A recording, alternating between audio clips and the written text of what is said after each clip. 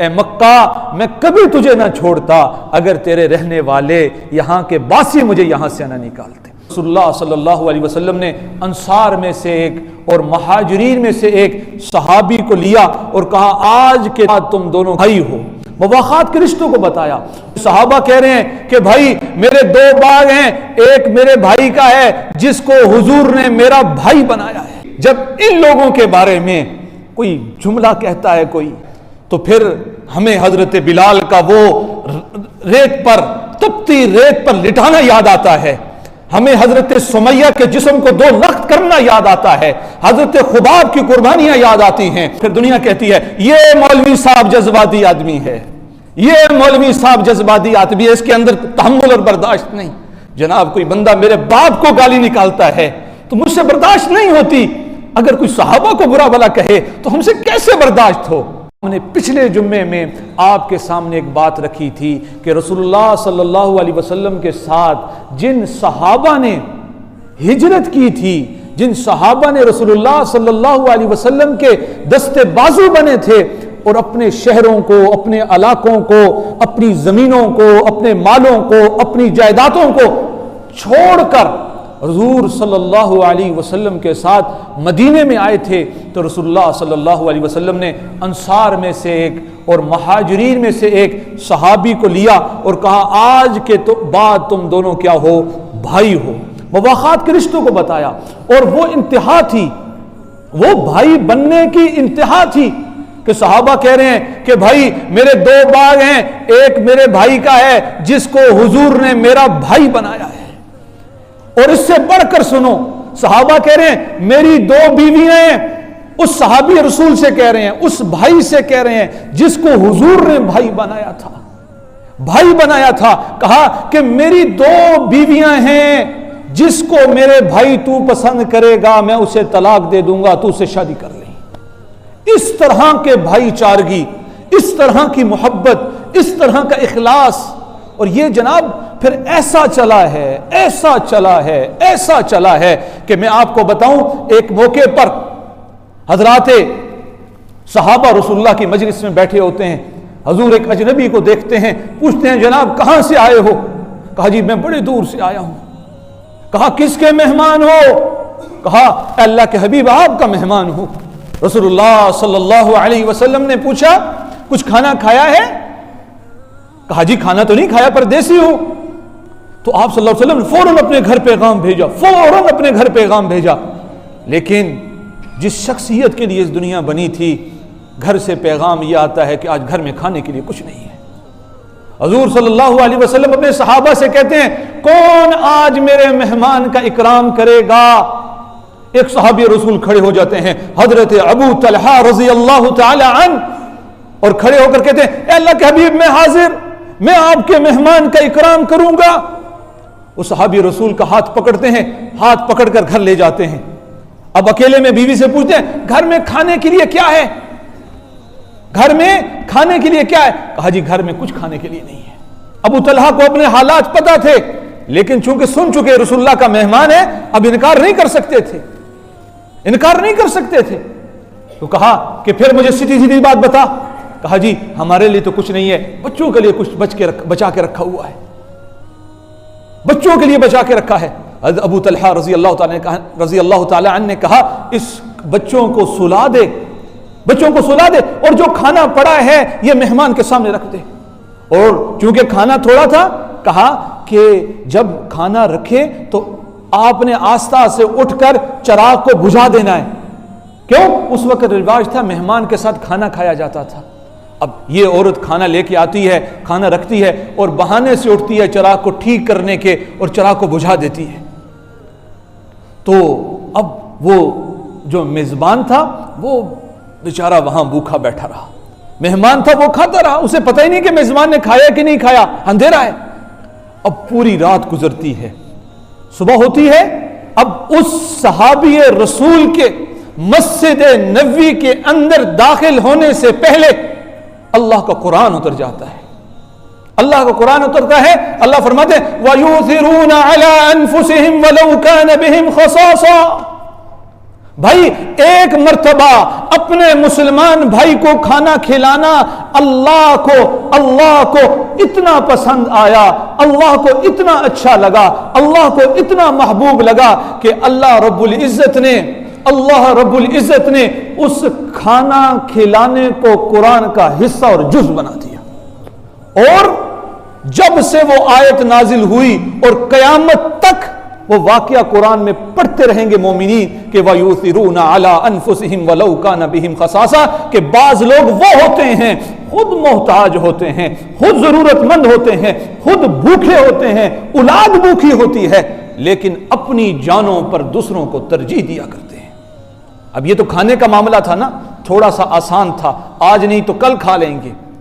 ایک مرتبہ جنگ کے حالات ہیں جناب، جنگ کے حالات ہیں، ایک صحابی رسول زخموں سے چور ہیں اور زمین پہ لیٹے ہوئے ہیں اور پانی کی صدا لگا رہے ہیں۔ ان کے ایک عزیز آتے ہیں ایک مشکیزہ لے کر اپنے اس عزیز کو پانی پلانے کے لیے، جیسے ہی قریب آتے ہیں حضور یہ پانی پی لیجئے، زخموں سے چور ہیں صحابی رسول، قریب سے آواز آتی ہے پانی کی صدا لگتی ہے، پانی کی آواز لگتی ہے، دوسرا بھائی کہتا ہے مجھے پانی چاہیے۔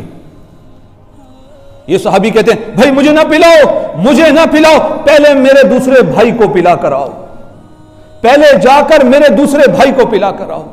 اور دوسرے صحابی رسول کے پاس پہنچتے ہیں، یہ نہیں کہ ایک کوئی بنا ہوا تھا یا دو کوئی بنے ہوئے تھے یا تین کوئی سیرت پہ چلنے والے تھے، دوسرے کے پاس پہنچتے ہیں، جیسے ہی اس کو پانی پلانے لگتے ہیں قریب سے ایک اور مجاہد کی آواز آتی ہے پانی، وہ کہتے ہیں مجھے بھی چھوڑو، جاؤ میرے دوسرے بھائی کو پانی پلا کر آؤ۔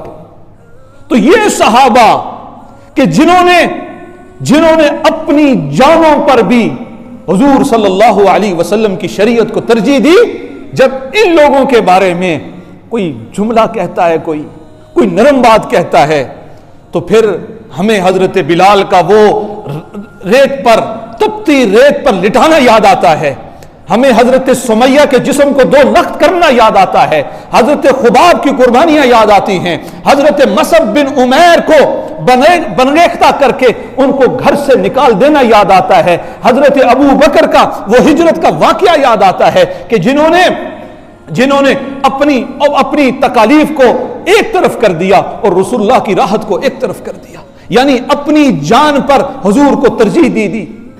تو جب ہمیں صحابہ کی ان قربانیوں کو پتہ ہوتا ہے اور پھر کوئی کہتا ہے خدا نہ خواستہ کہ ابو بکر نعوذ باللہ من ذالک ایسے تھے، تو جناب ہم سے برداشت نہیں ہوتا، ہم سن نہیں سکتے کہ یار ایک نے ہمارے حبیب کے لیے اتنا کچھ کیا ہو، اتنی قربانیاں دی ہوں، اتنی جانیں دی ہوں، اتنا اپنا مال صرف کر دیا ہو، اور پھر لوگ کہیں کہ عائشہ ایسی تھی نعوذ باللہ، ابو بکر ایسے تھے، حضرت بلال ایسے تھے، حضرت مصعب بن عمیر ایسے تھے، حضرت یاسر ایسے تھے، حضرت خباب ایسے تھے، تو جناب پھر ہم سے برداشت نہیں ہوتا، پھر ہم سے سہا نہیں جاتا، اور پھر دنیا کہتی ہے یہ مولوی صاحب جذباتی آدمی ہے، یہ مولوی صاحب جذباتی آدمی ہے، اس کے اندر تحمل اور برداشت نہیں۔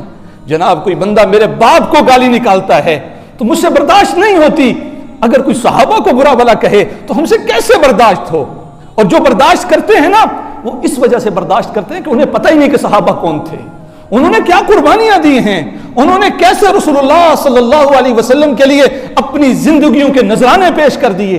میں نے کل پچھلے جمعے میں آپ کو سنایا کہ رسول اللہ صلی اللہ علیہ وسلم غزوہ احد میں ہیں اور مشرکین کے تیر چل رہے ہیں، نیزے پھینکے جا رہے ہیں، اب صحابی رسول کے ہاتھ میں دستہ ہے حضور کو بچانے کے لیے، دستہ ٹوٹتا ہے، اپنے سینے کو پیش کرتے ہیں، یہ سینہ حاضر ہے، میرے اوپر تیر لگ سکتا ہے، نیزہ لگ سکتا ہے، لیکن یہ نیزہ حضور تک نہیں جا سکتا۔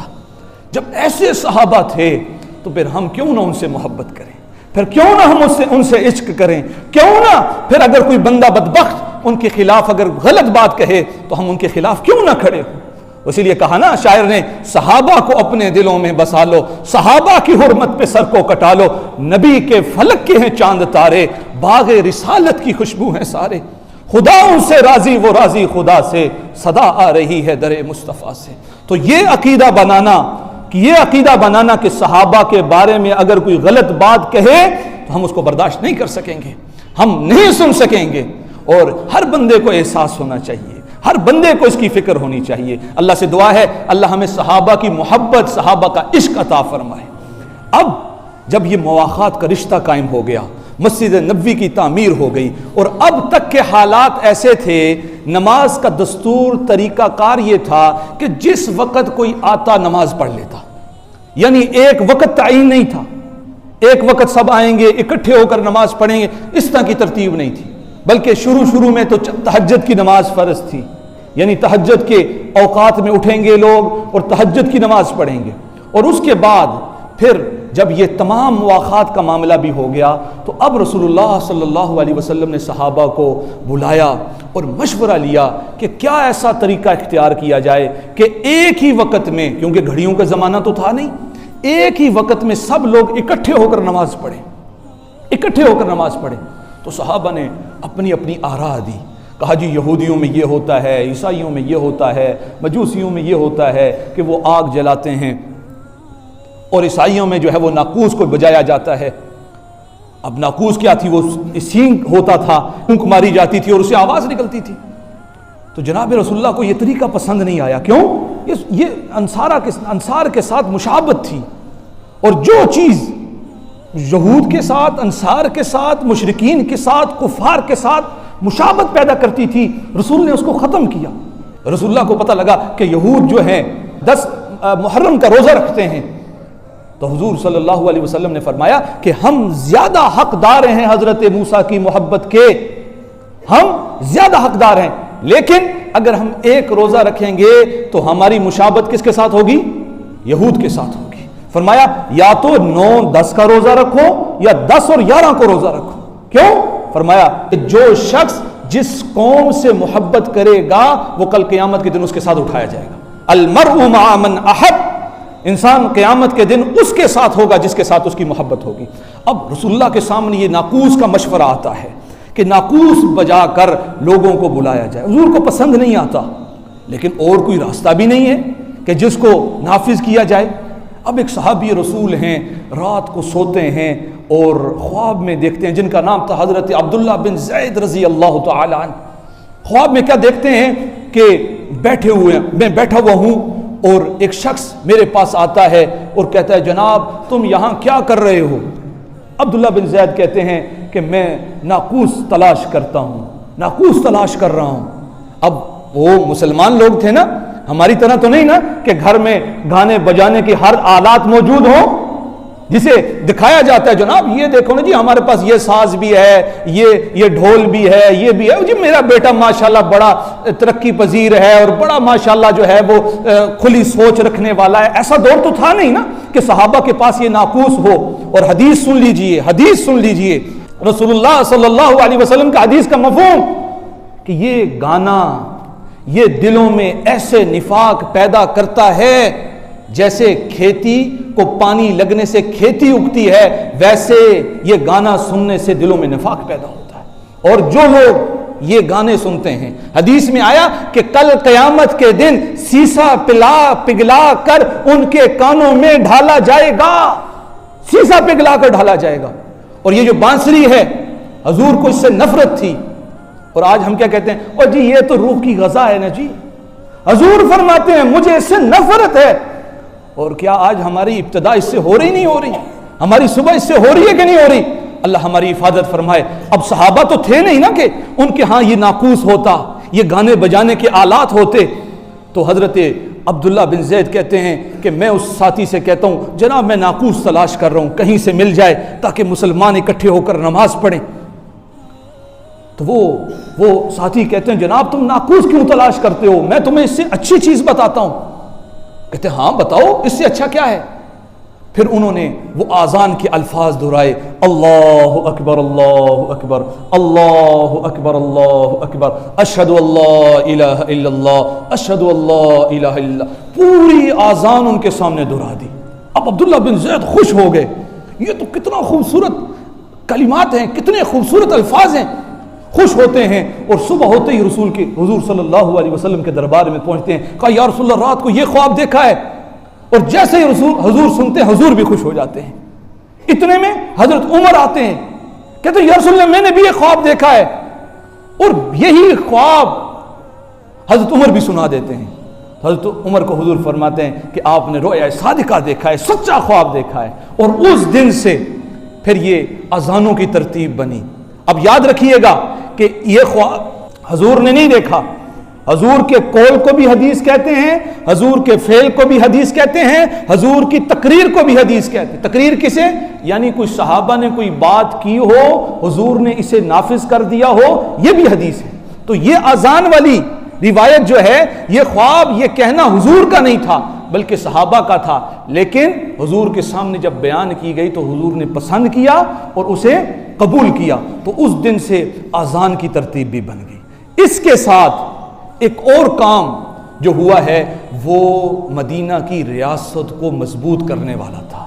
یعنی یہود کے ساتھ یہ بات طے ہوئی کہ آج کے بعد کسی بھی مشرک کو، کسی بھی مکے والے کو آپ پناہ نہیں دے سکیں گے، کسی کو بھی اپنے ہاں نہیں ٹھہرا سکیں گے، کسی بھی ظالم کس کا آپ ساتھ نہیں دے سکیں گے، اور ہم بھی اسی طرح آپ کے کسی مخالف کا ساتھ نہیں دیں گے. حضور نے ایک مدینہ کی ریاست بنائی. وقت پورا ہے، انشاءاللہ یہاں سے بات کو اگلے جمعے کو آگے چلائیں گے. اللہ سے دعا ہے جو کہا جو سنا اللہ اس پر عمل کی توفیق عطا فرمائے.